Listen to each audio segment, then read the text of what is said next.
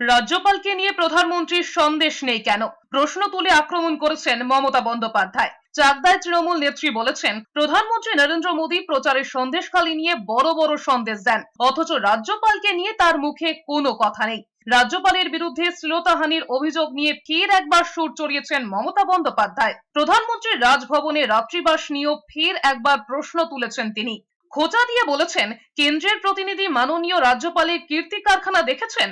রাজভবনের কর্মচারীদের নিয়ে রাজ্যপালের কাণ্ড কারখানা শোনার পরেও প্রধানমন্ত্রী রাজভবনে রাত্রি যাপন করছেন, তারপরেও প্রচারে গিয়ে রাজভবন নিয়ে একটা কথাও বলছেন না।